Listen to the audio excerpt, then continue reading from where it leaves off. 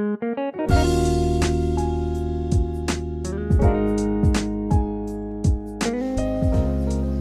Morning students, आज हम start करते हैं एक्सरसाइज 4.6 क्वेश्चन नंबर 11। हमने अपनी पिछली वीडियो में क्वेश्चन नंबर 7 को कंप्लीट किया था और क्वेश्चन नंबर 7 में जो यहाँ पे इक्वेशन का जो सिस्टम दिया गया था उसके अंदर 2 इक्वेशन थी और 2 ही वेरिएबल थे वहां पे। तो उस टाइप के जितने भी क्वेश्चन थे, क्वेश्चन नंबर 8, क्वेश्चन नंबर 9 और 10, वो आप क्वेश्चन नंबर 7 वाली वीडियो को देख के बड़े आराम से कर सकते हैं। तो आज की इस वीडियो में हम क्वेश्चन नंबर 11 करने वाले हैं। क्वेश्चन नंबर 11 में जो सिस्टम ऑफ इक्वेशन दिया गया है ये 3 वेरिएबल्स के लिए है। तो 3 वेरिएबल्स के जो दिया गया सिस्टम ऑफ इक्वेशन है उसको कैसे सॉल्व किया जाएगा ये हम आज की इस वीडियो में सीखेंगे। तो देखिए स्टार्ट करते हैं। स्टेटमेंट लिखी हुई है, solve the system of equation given below using matrix method. हमने इसको सॉल्व करने के लिए मैट्रिक्स मेथड का यूज करना है। then 2x plus y plus z equal to 1 first equation है। Second x minus 2y minus z equal to 3/2 है। Next 3y minus 5z equal to 9। तो चलिए स्टार्ट करते हैं। Given system of equation can be written as ax equal to b, where देखिए जो दिया गया सिस्टम ऑफ इक्वेशन है इसको हम ax equal to b के फॉर्म में लिख सकते हैं। ये सब हमने अपनी पिछली वीडियो में डिस्कस किया था। आप वहां पे जाके हमारी पुरानी वीडियोस को देख के ये सब सीख सकते हैं। तो देखिए a क्या होता है, यहाँ पे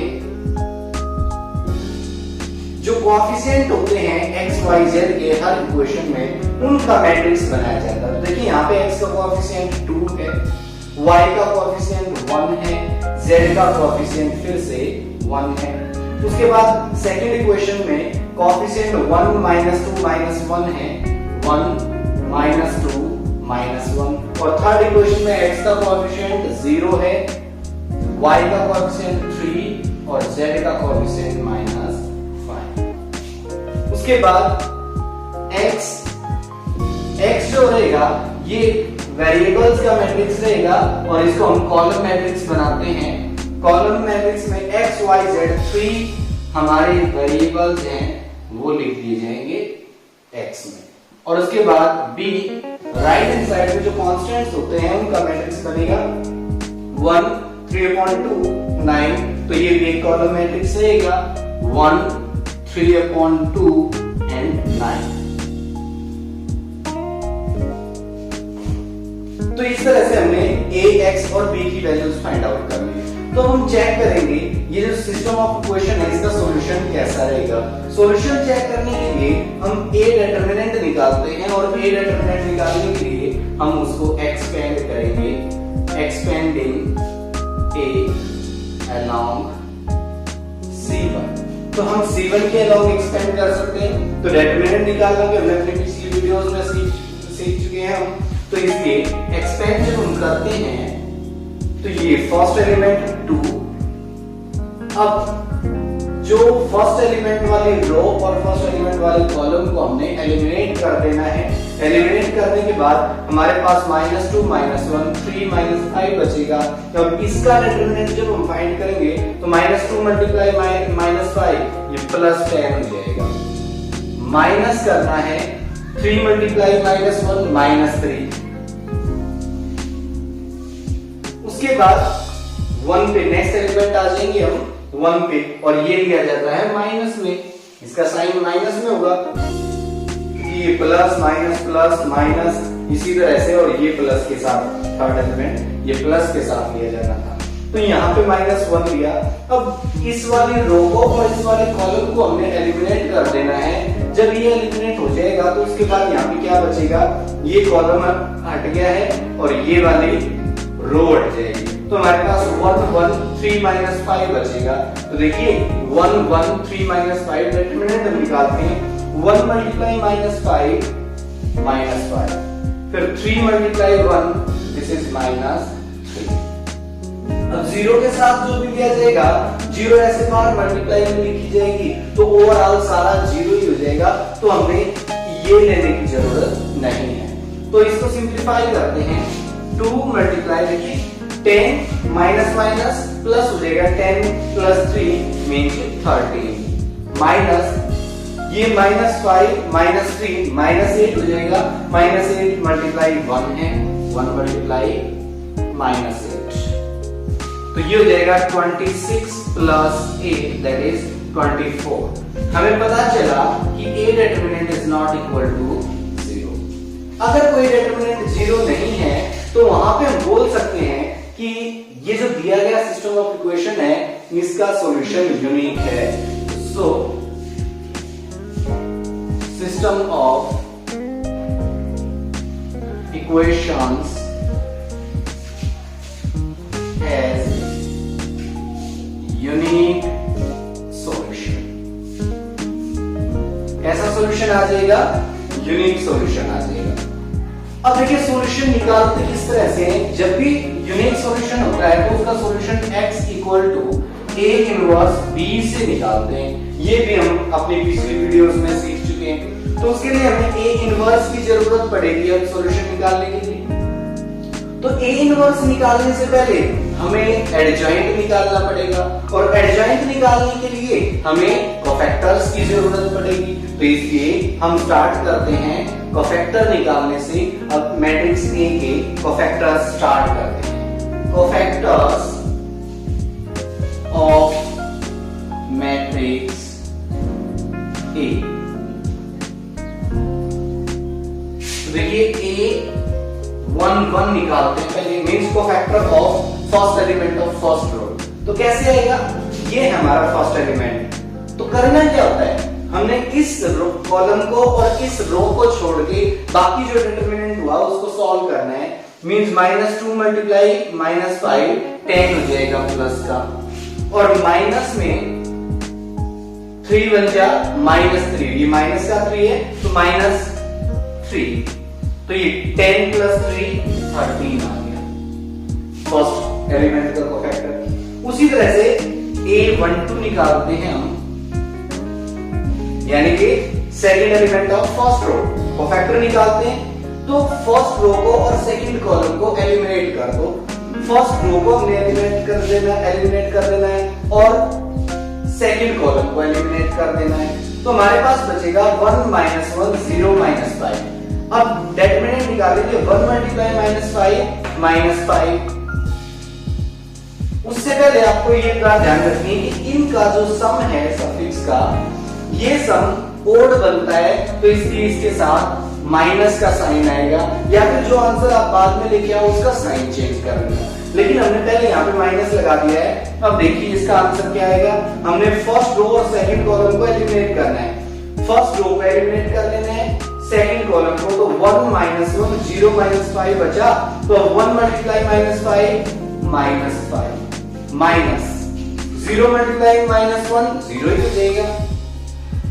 तो सिंप्लीफाई करने के बाद -5 -0 -5 एंड -5 +5 आ जाएगा। उसके बाद A13, तो ये लास्ट एलिमेंट फर्स्ट रो का means third element.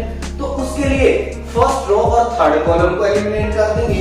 First row को और थर्ड कॉलम को एलिमिनेट करने के बाद 1 -2 0 3 बचा, और डिटरमिनेंट निकालेंगे 1 मल्टीप्लाई 3 -0 3 -0 मींस 3 ही रह जाएगा। तो ये जो कोफैक्टर निकले हैं ये हमें फर्स्ट रो के निकाले। अब इसी तरह से सेकंड रो के कोफैक्टर निकालते हैं A21। तो देखिए पहले तो इन दोनों का सम जो है वो ओड बनता है, 2 + 1 3 ओड है, तो इसलिए हमने साइन लगा लेना है यहाँ पे माइनस का। अब इसको सिंप्लीफाई करना स्टार्ट करते हैं। भाई हम सेकंड रो को और फर्स्ट कॉलम को एलिमिनेट कर लेते हैं।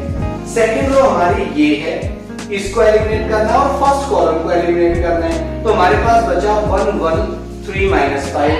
तो इसका डिटरमिनेंट 1 मल्टीप्लाई -5 -5 3 मल्टीप्लाई 1 3, तो -5 -3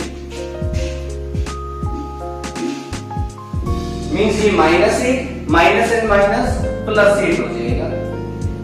second element of second row cofactor निकालते हैं A22।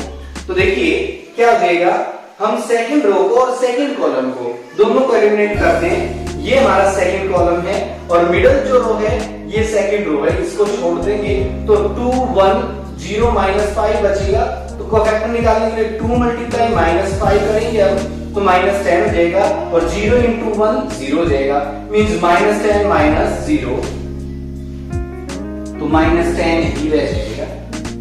उसके बाद नेक्स्ट हम लेते हैं A23 यानी कि cofactor of third element of second row. तो सबसे पहले तो साइन चेक करेंगे, 2 + 3 5 और बनता है तो एक माइनस का साइन आएगा। अब कैलकुलेशन स्टार्ट करते हैं। सेकंड रो और थर्ड कॉलम को एलिमिनेट कर देना है। सेकंड रो को और थर्ड कॉलम को हटा दिया तो हमारे पास 2 1 0 3 बचेगा।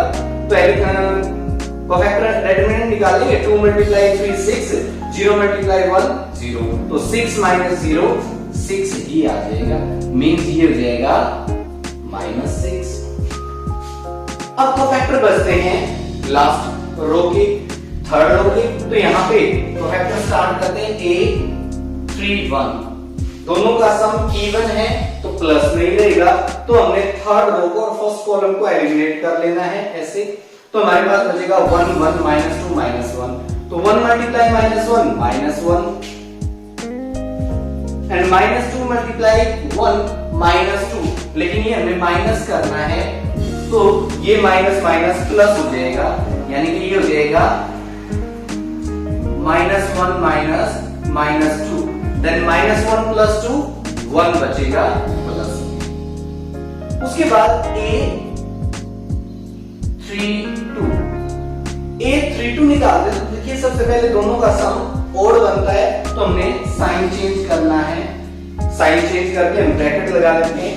अब थर्ड रो और सेकंड कॉलम को हमें छोड़ देना है। थर्ड रो को और सेकंड कॉलम को छोड़ने पे ये 2 1 1 -1 ये बचेंगे। थर्ड रो को और ये छोड़ने के बाद 2 1 1 -1 बचा, डिटरमिनेंट लेंगे 2 × -1 -2 माइनस का साइन। अब 1 × 1 1। तो कैलकुलेशन सिंप्लीफाई करने के बाद -2 -1 -3 और ये माइनस उसको प्लस कर देगा तो +3 आ जाएगा। तो लास्ट एलिमेंट का कोफैक्टर बचता है A33। तो ये हो जाएगा थर्ड रो को और थर्ड कॉलम को एलिमिनेट कर देना है तो 2 1 1 -2 2 2 जा -4 हो जाएगा ये और -1 -4 -1 आ जाएगा and that is equal to -5। तो हमने कोफैक्टर निकाल लिए हैं मैट्रिक्स A के। अब यहां से एडजॉइंट बनाना है। एडजॉइंट बनाने के लिए हमें कोफैक्टर मैट्रिक्स बनाना पड़ेगा और फिर उस कोफैक्टर मैट्रिक्स का ट्रांसपोज लिखा जाना है जो कि एडजॉइंट ऑफ A के इक्वल होगा। तो क्या करते हैं, कोफैक्टर मैट्रिक्स हम बनाते हैं। सिंपली ये जो कोफैक्टर्स आए हैं इनको इनके एलिमेंट्स की जगह लिख देंगे 13 5 3। नेक्स्ट है 8 -10 -6। लास्ट रो में 1 3 -5।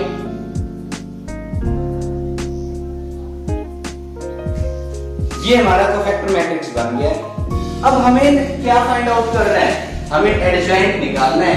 तो adjoint of matrix A will be equal to 13 5 3 8 -10 -6 1 3 -5 and its transpose.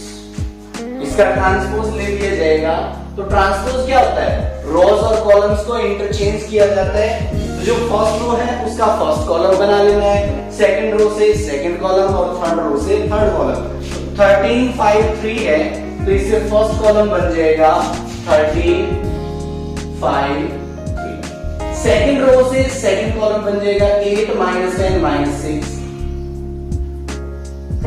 और थर्ड रो से थर्ड कॉलम 1 3 -5। इस तरह से ये हमारा एडजॉइंट आ गया मैट्रिक्स ए का। अब ए इनवर्स निकालते हैं। देखिए ए इनवर्स का फार्मूला होता है 1/a determinant into adjoint of A.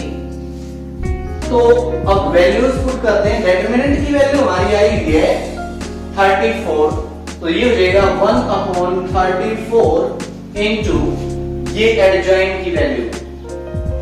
Adjoint put करते हैं 13 8 1 5 -10 3, यहां से पुट किया जाना है 3 -6 -5। ये हमारा ए इनवर्स निकल चुका है। तो बस ए इनवर्स निकलने के बाद हमें याद है कि सॉल्यूशन हम लिखते थे ए इनवर्स बी से। तो देखिए solution of system of equations is x equals to a inverse b। तो वैल्यूज पुट करते हैं। x वैल्यू एक मैट्रिक्स है, इसकी वैल्यू हमें पता है x y z, यहां से x की वैल्यू रख दी है। a इनवर्स की वैल्यू हमने वहां पे फाइंड आउट की है 1/34, ये 13 8 1 5 -10 3 3 -6 -5 इनटू b। यहां पे हम b मैट्रिक्स लेके आते हैं, ये 1 3/2 9। अब इसके बाद हम मल्टीप्लाई करते हैं फर्स्ट रो की फर्स्ट कॉलम से। 13 × 1 13, यानी ये मल्टीप्लाई हमने इस तरह से करना है। 13 × 1 13 प्लस 8 × 3/2 आप रफ वर्क कर सकते हैं। 8 × 3/2, देन 2 1 जा 2 2 4 जा 8, देन 4 3 जा 12 आएगा। तो यहां पे आ गया 12, सॉरी एक मिनट, 1/34, यहाँ पे 13 बन जा 13 प्लस, और ये वाली कैलकुलेशन आ चुकी है 8 × 3/2, ये 12। Next 1 × 9 plus 9। उसके बाद फर्स्ट रो की सेकंड रो की मल्टीप्लाई फर्स्ट कॉलम से, तो 5 × 1 5। उसके बाद 8 × 10 × 3/2 रफ वर्क, -10 × 3/2, देन ये कैंसिल हो जाएगा, 5 5 3 जा 15, ये -15 आ जाएगा, प्लस 3 9 जा 27। उसके बाद थर्ड रो की कॉलम से करते हैं, 3 1 जा 3, देन -6 × 3/2, -6 × 3/2, 2 3 जा 3 3 जा 9, दिस इज -9, देन -5 9 जा -45। इस तरह से हमने इन दोनों मैट्रिक्स की मल्टीप्लाई कर ली है। तो देखिए अब कैलकुलेट करते हैं इसको। 1/34, 13 प्लस 12, 25 प्लस 9 34। उसके बाद 5 - 15 -10, -10 plus 7, -10 plus 27, this will be plus 17, -3 - 9 -6 -6 -45 -51। अब इस 34 की अंदर मल्टीप्लाई करना स्टार्ट करते हैं। ये जो आंसर आएगा ये x y z जो मैट्रिक्स है हमारा, उसकी वैल्यू के इक्वल आएगा। तो देखिए क्या हो जाएगा, 34/34 1। अब 17/34, 17 बन जा 17, 72 जा 34, कैंसिल आउट होके 1/2 बचेगा। अब यहाँ पे -51/34, 17 3 जा 54, 17 2 जा 32, मींस -3/2। अब यहाँ पे हमें क्लियरली पता चल रहा है कि ये वाला मैट्रिक्स इस मैट्रिक्स के इक्वल है, तो कॉरस्पॉन्डिंग एलिमेंट्स क्या होंगे, इक्वल होगी, तो हमें इक्वेट कर लेना है कॉरस्पॉन्डिंग एलिमेंट्स को। Equating corresponding elements, we get x equal to 1, y equal to 1 by 2 and z is equal to -3 by 8. This is the required solution. तो देखिए जो मेथड है वो बिल्कुल भी अलग नहीं है कहीं से भी, क्वेश्चंस बहुत ही इजी हैं, हमें केवल उसको स्टैंडर्ड फॉर्म में एक्सप्रेस करना। वहां पे जो बेसिक हमने अपने टॉपिक्स क्लियर किए हैं पिछली वीडियोस में, तो वो बेसिक टॉपिक अगर आपको आते हैं तो उन सब के कॉम्बिनेशन से आपका ये क्वेश्चन बनता है। आप बड़े आसानी से इस क्वेश्चन को कर सकते हैं। देखिए हमें करना क्या है, फर्स्टली उसको ax इक्वल टू b की फॉर्म में एक्सप्रेस करना है, ax और b की वैल्यूज हमें फाइंड आउट करनी है, डिटरमिनेंट निकाल के चेक करना है कि सिस्टम ऑफ इक्वेशंस जो है उसका यूनिक सॉल्यूशन है, इनफाइनाइट मेनी सॉल्यूशन है, या फिर कोई सॉल्यूशन एग्जिस्ट ही नहीं करता। ये कंडीशन हमने सीखी हुई है। उसके बाद अगर उसका यूनिक सॉल्यूशन है तो ये इस फार्मूले से हमें उसका सॉल्यूशन निकालना होता है, तो उसमें हमें A इनवर्स की जरूरत पड़ेगी। A इनवर्स निकालने के लिए एडजॉइंट की जरूरत पड़ेगी और एडजॉइंट निकालने के लिए कोफैक्टर मैट्रिक्स बनाना पड़ेगा। तो इसलिए हमने पूरे मैट्रिक्स के कोफैक्टर्स लिखे हैं, वहां से हमें कोफैक्टर मैट्रिक्स मिला, उसका ट्रांसपोज निकाला तो हमें एडजॉइंट मिल गया, एडजॉइंट से A इनवर्स आ गया। अब सॉल्यूशन जो होता है कंडीशन में पुट किया हमने x equal to a inverse b, तो पुट करके मल्टीप्लाई करके सिंपलीफाई किया है और कॉरस्पॉन्डिंग एलिमेंट्स को कंपेयर करने से हमें रिक्वायर्ड वेरिएबल्स के x, y और z उनकी वैल्यूज मिल जाएंगी।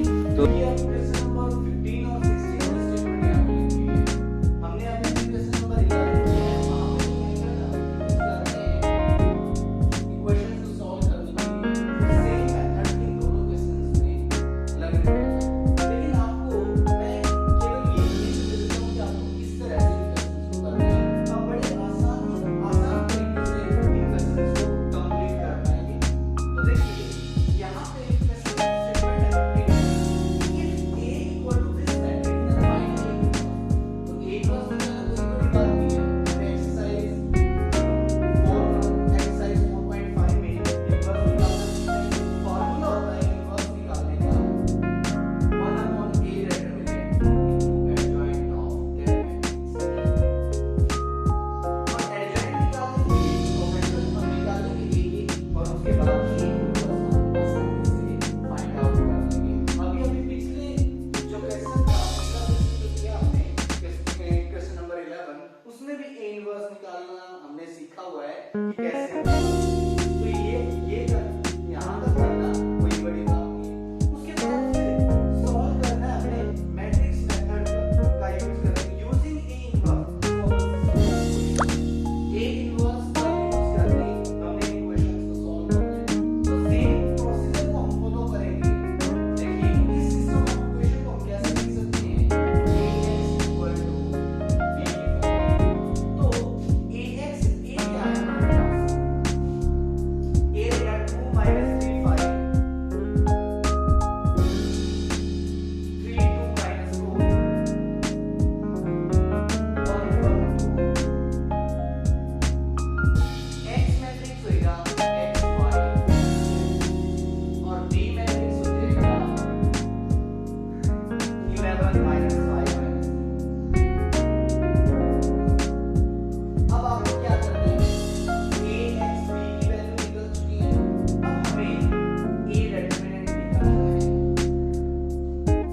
और चेक करना है कि वो इक्वल टू 0 है या नहीं है। अगर वो नॉट इक्वल टू 0 आता है तो यूनिक सॉल्यूशन आ जाएगा इस सिस्टम ऑफ इक्वेशन। और सॉल्यूशन कैसे लिखा जाता है, x equal to a inverse b। a inverse निकालना है मींस इस मैट्रिक्स का a निकालना है आपको। और ये a और यहां पे ये जो मैट्रिक्स दिए गए हैं ये दोनों सेम है, कोई चेंज नहीं है, सेम टू सेम दोनों मैट्रिक्स हैं। और a इनवर्स हम ऊपर निकाल चुके हैं यहां पे, यानी कि अब हमें दोबारा से a इनवर्स फाइंड आउट करने की जरूरत नहीं पड़ेगी। जो a इनवर्स हमने ऊपर निकाला है उसको डायरेक्ट सॉल्यूशन में यूज करेंगे। यूनिक सॉल्यूशन आने के बाद solution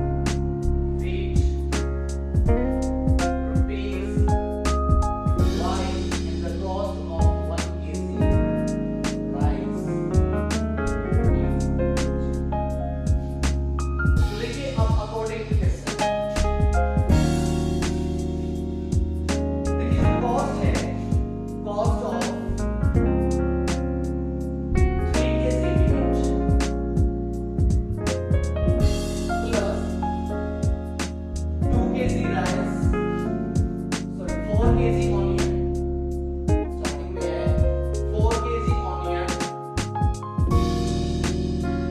plus 3 kg wheat plus 2 kg rice, and this is equal to rupees।